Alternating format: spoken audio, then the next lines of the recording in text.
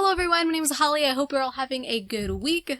Today I'll be showing you all the books I read in May, aka all the books I read for Medievalathon, which is a readathon I hosted that lasted from May 1st and went through the whole month. Thank you everyone who participated. I know it was a bit quiet throughout the month. I didn't share a whole lot of my own progress, but I absolutely loved seeing all of your posts and videos. I did my best to share what I could when I saw it, so thank you. But I'm finally here to share everything that I read and what my goals were. So I read a total of 5 books, which I'm proud of. 5 is actually a good number for me these days, especially during the warmer months when I'm the most busy, so that was a success. And 5 books means I reached the medieval rank of princess. I didn't make it to Empress, which was 7 books read, but that's okay. That sounds like too much work anyways. At least being a princess, I can be lazy and just lay in bed and read all day up in my tower, so life goals. Before we continue this video, I want to thank Skillshare for sponsoring it. Whether you're interested in leveling up your creative skills for fun or for your career, Skillshare is a fantastic resource for freelancers, entrepreneurs, and hobbyists because they have thousands of classes in all kinds of creative subjects. My favorite categories include photo and video animation, lifestyle and productivity tips. The illustration category is also very fun to look through. Sometimes I'm just looking to enhance a skill, or sometimes I'm just looking to be inspired. All their videos are ad-free so you can stay focused, and new premium classes are launched each week, so you'll always have something new to discover, and they support all kinds of different languages. I recently watched a class, Ink Drawing Techniques, Brush Nib, and Pen Style by Yuko Shimizu. As someone who has recently been inspired to draw more in my planner from you guys throughout Medievalathon, this was really useful. One of my favorite parts was her going to the art store and showed various art supplies you can use. That was definitely the most fun. If you would like to go on your own creative journey, the first 1,000 people to use my link in the video description below will get a 1-month free trial of Skillshare, where you'll have unlimited access to their selection. And thanks again to them for sponsoring today's video. Okay, so let's move on to the books that I read and professions I went for. I actually stuck to my original TBR pretty well. Out of the 5 books that I read, only 2 of them were random. I did have the goal to only read physically, and funnily enough, the 2 random books were on my Kindle. But in the end, I read 3 physical books that I own. Or owned, I should say. You'll see that in a second. So I actually already had my first book planned for the month. No matter what, One Foot in the Fade was going to be my first read of the month. And thankfully, it fit the level 1 prompt that was into the Pope profession for Altar Server, which was read an underrated book. Even though this is the 3rd book in the series overall is very underrated, so it fit perfectly. This is a fantasy within a urban setting. We have a grumpy human mercenary for hire in a city that has lost all of its magic, and the magical creatures living in it are suffering from that. And since this is the 3rd book, it's now been 7 years since magic disappeared. The city is noticeably changing in this installment. A lot of mundane normalcy is taking over because magic hasn't been around. The magical creatures are just having to live normal lives with normal jobs. So the city went from being very urban to now being very industrial. I can actually talk about the plot a little bit here. It won't spoil anything. The mystery in this book in particular is about artifacts that were once filled with magic that are now going missing, and Fetch, our protagonist, is suspicious because maybe that means someone knows something no one else does. Maybe magic can be found again. In some ways, this was different than what I was expecting, and in other ways, it delivered exactly what I was hoping. So let me talk about what I loved. So Fetch, the main character, is very imperfect, and I guess I would say controversial in terms of the way he approaches things. He's kind of unlikable, but he has never been filled with so much hope before. In previous books, you can feel the despair in him as he's trying to help the magical creatures around him, but in this book, he is really taking the lead and has a pretty positive outlook on the mystery at hand, like he's going to get to the bottom of it, whether it kills him. And I loved that in this book. So I loved the beginning and I loved the end, but there was a big chunk of the middle where my entertainment really dipped, which is weird because that's where the most action is, I think. But there were some new characters I didn't care much about, and a character who was in the previous book that I do really like who dips out of the adventure, so I was sad about that. The characters are also not in the city during that big chunk, so maybe I'm just really attached to Center City. So I gave this 3 out of 5 stars. It is so far my least favorite in the series, but still really enjoyable. So after finishing that, it made me a peasant altar server. So for my second read, I switched to the seamstress profession, and the level 1 prompt for that was read a book you're unsure about, so I picked up Book of Nights. And wow, was I right to be unsure about it. I used to own the physical copy, by the way, but I already unhauled it. So I uploaded a whole video on this book where I tell you what worked and what really didn't work, so I highly recommend checking that out. I dive way more in depth about my thoughts and spoiler free. It's kind of funny too, in that video I mentioned how the rating at the time for this book was a 3.83 on Goodreads, and how I expected it to go lower. And it's a 3.6 now, about to be in the 3.5 range. So that was an easy prediction. But it will still win the Goodreads Choice Awards because that's how it works, right? This was just so boring and it wasn't written that great in my opinion, and that's weird for Holly Black. I didn't feel like her storytelling at all. I seem to be the slight opposite of the grand consensus. I actually really enjoyed the beginning and hated the rest of the book. A lot of people seem to hate the beginning, but like the later half. So varies from person to person, obviously. Maybe you'll love this, but be wary. It's a very slow moving,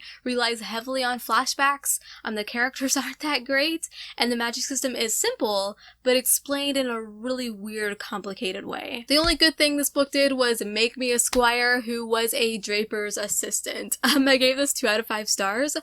This book unfortunately put me in a really weird slump.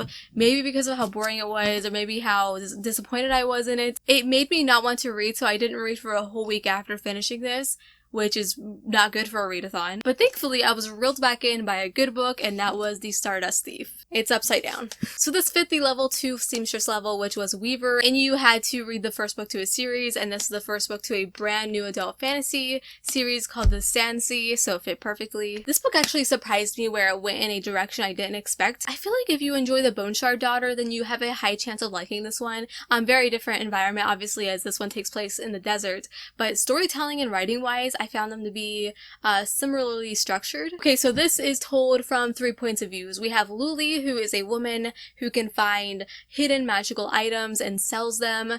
We have her lifelong friend, who is her bodyguard and is a djinn. And the third character is on the opposite side of the spectrum, who is Prince Mazin. Finally, we have Aisha, who is one of the legendary 40 Thieves, which is basically a complex palace guard, kind of.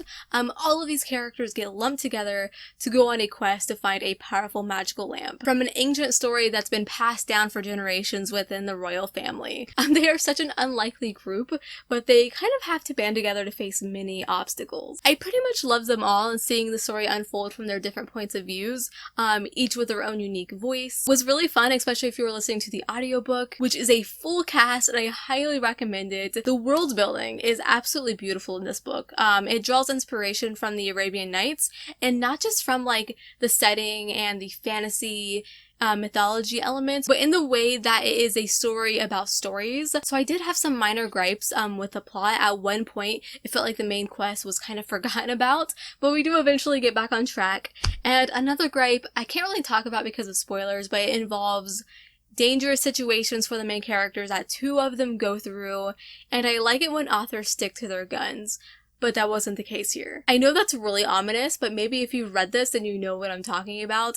But other than that, the story was compelling. I gave it 4 out of 5 stars. It's a great fantasy book, full of magic and mystery, and I'm looking forward to reading the next installment. Okay, so the next 2 books I read were randos, and they don't really fit the prompts that came next in the professions I was working on, but they do fit the first 2 bard levels, so I'm just a jack of all trades. I decided to cater to some shorter books because it was toward the end of the month, so I read Spear. This is a novella that came out earlier this year that Tor hyped up quite a bit, and it sounded really good. It's a queer Arthurian retelling following a young woman on her journey of self-discovery. The protagonist, Pirtur, leaves her home, which was inside of a tree, completely ill-equipped to go on a personal journey, even against her mother's warnings, to find out who she is and where home is for her, and all paths lead her straight to the royal court, with some hiccups along the way. It's very, very clear that Spear was well researched, and I enjoyed how crowded it was in its Welsh setting. The writing style was lyrical, but not to an obnoxious extent. I can typically get annoyed with very lyrical writing, but that wasn't the case here. So it made it for a very easy reading experience. There was also a lesbian relationship and mentions of a poly relationship, which I think could have done with some further development, but it was a great inclusion. It's one of those books that was good, but it didn't completely enrapture me, and I also found the pace towards the end very rushed, but as a whole, it was a very well developed for a novella. I gave this 3 out of 5 stars. Absolutely gorgeous writing and an amazing attention to historical detail, and just a really cool queer retelling. Oh, and actually it reminded me a lot of Arya's arc in Game of Thrones. And the final book that I read was another pretty short one, and that was The Psalm for the Wild Built. I've heard fantastic things about this one, but I tend to stay away from really short books because I just love long, fulfilling stories, but this surprised me. This is a novella that is both charming and quirky, set in a eco-dystopian post-industrial world where robots gained consciousness and left human society. It is a really interesting world to be in, and I really enjoyed exploring it alongside the main characters. It's really described beautifully as a peaceful, nature-filled, utopian vision of the future that I wished we lived in now. Just very rich and fully realized with the ways of living and the histories and how society runs. Very open-minded, which is very unlike how we live today. It's a really great place for your brain to be in for a while. Our main character, Dex, is a monk seeking purpose. They decide to change their path on life and become a traveling tea service. It's very similar to like a bartender and other fantasy stories. They travel in a wagon, brew tea for people, and listen to their problems. Or just talk about everyday things. One day, they decide to go deeper into the dangerous wilds, and they have a run-in with a robot named Mosscap seeking knowledge. Mosscap wants to discover how the humans are doing and find out what they want. So we have this kind of like grumpy human and an excitable robot who become friends and teach each other new things. And I do want to mention that they are both non-binary characters. I just love how the author used robots to show the reader different perspectives of the world, like the fact that this robot uprising, had it gone terribly wrong, like in most sci-fis, was pretty unique. I loved the conversation and theme around what it means to have or not have a purpose in life, and why can't our purpose be just to exist and be in the world and appreciate our life. It's honestly the perfect book for someone dealing with feelings of failure, burnout, and dissatisfaction. There are just so many things you can dissect from this story, and it really all depends on how the reader perceives it, a simplistic story or something with a deeper meaning, because it really is part philosophical, part buddy, adventure, comedy. It was entirely cozy and full of heart. In fact, this might be my first cozy sci-fi, and I think we need more of that. So I gave this 4 out of 5 stars, one of my more higher rated novellas. What kept me from giving it a 5-star was I felt a little dissatisfied by the ending because it doesn't really have one. I know there's a sequel which will be out soon, but the ending left me malcontent. There was nothing to like grasp onto. It just kind of ends in the middle of a conversation. Some will like that, but I think I needed more of a conclusion, I think. So that was how my reading went in May, and for Medievalathon, I'm very satisfied with how everything went.